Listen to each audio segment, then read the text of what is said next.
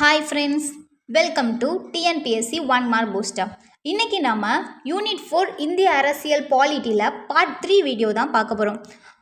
Part 1 part 2 video பார்க்காதவங்க டிஸ்கிரிப்ஷனில் link கொடுத்துருக்க, மறக்காமல் அந்த வீடியோவை பார்த்துட்டு வாங்க. ஸோ இப்போ நம்ம வீடியோக்குள்ளே போகலாம். ஃபர்ஸ்ட் கொஷின், அரசு நெறிமுறையுறுத்தும் கோட்பாடுகள் எந்த நாட்டின் அரசியலமைப்பிலிருந்து பெறப்பட்டவை? இதுக்கான answer option B, Ireland. Next question, அரசாங்கத்தால் கூட சுருக்கவோ நீக்கவோ முடியாத உரிமை எது? இதுக்கான ஆன்சர் ஆப்ஷன் சி, அடிப்படை உரிமைகள். ஏன் அப்படின்னா மற்ற உரிமைகள் கடமைகள் எல்லாத்தையுமே அரசாங்கம் இன்வால்வ் ஆகி அதை சுருக்கவோ நீக்கவோ முடியும். ஆனால் அடிப்படை உரிமையை ஸ்டாப் பண்ணி வைக்கிறதுக்கு குடியரசுத் தலைவருக்கு மட்டும்தான் ரைட்ஸ் இருக்குது. அதுவுமே ரொம்ப ரெஸ்ட்ரிக்ஷனோடு தான் இருக்குது. ஸோ அதனால் அரசாங்கத்தால் கூட சுருக்கவோ நீக்கவோ முடியாத உரிமை கண்டிப்பாக அடிப்படை உரிமைகள் மட்டும்தான். நெக்ஸ்ட் கொஷின், எந்த நீதிமன்றத்தாலும் கட்டாயப்படுத்த முடியாதது எது? ஸோ இந்த கொஷினுக்கான ஆன்சர் என்னென்னா ஆப்ஷன் பி, அரசு நெறிமுறையுறுத்தும் கோட்பாடுகள். ஏன் அப்படின்னா அரசு நெறிமுறையுறுத்தும் கோட்பாடுகள் அப்படிங்கிறது ஜஸ்ட் அரசுக்கு கொடுக்குற ஒரு அட்வைஸ் மட்டும்தான். அரசு இப்படிலாம் செயல்பட்டால் நல்லாயிருக்கும், அந்த மாதிரி அரசுக்கு கொடுக்குற ஒரு அட்வைஸ் மட்டுமே தான் தவிர அதை யாருமே கட்டாயப்படுத்த முடியாது. அரசு கண்டிப்பாக இப்படி தான் செயல்படணும் அப்படின்னு யாராலையும் கட்டுப்படுத்த முடியாது. இன்க்ளூடிங் நீதிமன்றத்தால் கூட கட்டாயப்படுத்த முடியாது. ஸோ இதுக்கான ஆன்சர் ஆப்ஷன் பி, அரசு நெறிமுறையுறுத்தும் கோட்பாடுகள். நெக்ஸ்ட் கொஷின், தொடக்க கல்வி அடிப்படை உரிமையாக சேர்க்கப்பட்ட ஆண்டு? இதுக்கான ஆன்சர் ஆப்ஷன் சி, 2002. எப்போ தொடக்க கல்வி அடிப்படை உரிமையாக இணைச்சாங்க அப்படின்னா 86வது அரசியலமைப்பு சட்ட திருத்தத்தில் தான் இதை பண்ணாங்க. நெக்ஸ்ட் கொஷின் பார்க்கலாம். அடிப்படை கடமைகள் எந்த நாட்டின் அரசியலமைப்பின் தாக்கத்தால் சேர்க்கப்பட்டது? ஸோ இதுக்கான answer option D, Soviet Union. Next question பார்க்கலாம். இது ரொம்ப இம்பார்ட்டன்ட் கொஷின். 42வது அரசியலமைப்பு சட்ட திருத்தம் எந்த ஆண்டு மேற்கொள்ளப்பட்டது? ஸோ இதுக்கான ஆன்சர் என்னன்னா ஆப்ஷன் சி, 1976. நெக்ஸ்ட் கொஷின் பார்க்கலாம்.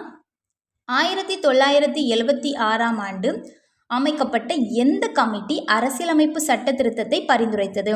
இதுக்கான ஆன்சர் என்னன்னா option D, Sardar Swaran Singh committee. Next question, இந்திய அரசியலமைப்பில் மத்திய மாநில அரசுகளுக்கிடையேயான அதிகார பகிர்வை குறிப்பிடுவது எந்த அட்டவணை? ஸோ இதுக்கான ஆன்சர் ஆப்ஷன் சி, 7வது அட்டவணை. நெக்ஸ்ட் கொஷின் என்னென்னா, மத்திய பட்டியலில் சட்டம் இயற்றும் பிரத்யேக அதிகாரத்தை பெற்றுள்ளது எது? ஸோ இது கொஷின்லேயே ஆன்சர் இருக்குது, மத்திய பட்டியல். ஸோ கண்டிப்பாக யாருக்கு அதிகாரம் இருக்கும் அப்படின்னா நாடாளுமன்றத்துக்கு. ஸோ இதுக்கான ஆன்சர் ஆப்ஷன் பி, நாடாளுமன்றம். நெக்ஸ்ட் கொஷின், மாநில பட்டியலில் சட்டம் இயற்றும் பிரத்யேக அதிகாரத்தை பெற்றுள்ளது எது? ஸோ இதுக்குமே அப்படிதான், மாநில பட்டியல் அப்படிங்கிறதுனால கண்டிப்பாக யாருக்கு அதிகாரம் இருக்கும் அப்படின்னா மாநில சட்டமன்றம். ஸோ இதுக்கான ஆன்சர் ஆப்ஷன் பி, மாநில சட்டமன்றம். நெக்ஸ்ட் கொஷின், பொது பட்டியலில் உள்ள துறைகளின் மீது சட்டம் இயற்றும் அதிகாரம் யாருக்கு உள்ளது? ஸோ பொது பட்டியல் அப்படிங்கிறது என்ன? மத்திய அரசு அண்ட் மாநில அரசு ரெண்டுக்குமே காமனான ஒன்று தான். ஸோ இதுக்கான ஆன்சர் மாநில சட்டமன்றம் அண்ட் நாடாளுமன்றம். ஸோ இதுக்கான answer option A and B. ஓகேவா? நெக்ஸ்ட் கொஷின் பார்க்கலாம். மத்திய அரசுக்கும் மாநில அரசுக்கும் இடையே பொது பட்டியலில் உள்ள துறைகள் குறித்து சட்டம் இயற்றும் போது முரண்பாடு ஏற்பட்டால் இறுதியானது யாருடைய சட்டம்? ஸோ இதுக்கான ஆன்சர் என்னன்னா ஆப்ஷன் சி, மத்திய அரசு. ஏன் அப்படின்னா இப்போ பொதுப்பட்டியல் அப்படிங்கிறது மத்திய அரசுக்கும் மாநில அரசுக்கும் காமனாக இருக்கிற துறைகள் தான் பொதுப்பட்டியலில் இருக்கும். ஸோ ஒரு பர்டிகுலர் துறை எடுத்துக்கிட்டோன்னா அதுக்கு மத்திய அரசும் சட்டம் இயற்றும், மாநில அரசும் சட்டம் இயற்றும். ரெண்டுமே இயற்ற சட்டம் ஒன்றுக்கொன்று முரண்பாடாக இருக்குது, அவங்களுக்குள்ளே கருத்து வேறுபாடு இருக்குது அப்படின்னா கடைசியில் யாருடைய சட்டம் செல்லும் அப்படின்னா கண்டிப்பாக மத்திய அரசோட சட்டம் தான் செல்லும். ஸோ இதுக்கான ஆன்சர் ஆப்ஷன் சி, மத்திய அரசு. நெக்ஸ்ட் கொஷின் பார்க்கலாம். 1976ஆம் ஆண்டு மேற்கொள்ளப்பட்ட 42வது அரசியலமைப்பு சட்ட திருத்தம் மாநில பட்டியலில் இருந்து எத்தனை துறைகளை பொது பட்டியலுக்கு மாற்றியது? அதாவது மாநில பட்டியலில் உள்ள துறைகளை பொது பட்டியல் துறைக்கு மாற்றியிருக்காங்க. ஸோ எத்தனை துறைகளை மாற்றியிருக்காங்க அப்படின்னா 5 துறைகள். So option C, 5. Next question, மத்திய அரசு பட்டியலில் எத்தனை துறைகள் உள்ளன? ஸோ மத்திய அரசு பட்டியலில் எத்தனை துறைகள் இருக்குன்னா ஆப்ஷன் டி, 100. அடுத்த கொஷின், மாநில அரசு பட்டியலில் எத்தனை துறைகள் உள்ளன? ஸோ மாநில அரசு பட்டியலில் எத்தனை துறைகள் இருக்குது அப்படின்னா ஆப்ஷன் டி, 61. நெக்ஸ்ட் கொஷின், பொது பட்டியலில் மொத்தம் எத்தனை துறைகள் உள்ளன? ஸோ பொது பட்டியல்னா என்ன? மத்திய அரசு மாநில அரசு ரெண்டுமே சட்டம் இயற்ற காமனான துறைகள் இருக்கிற பட்டியல் தான் வந்து பொது பட்டியல்.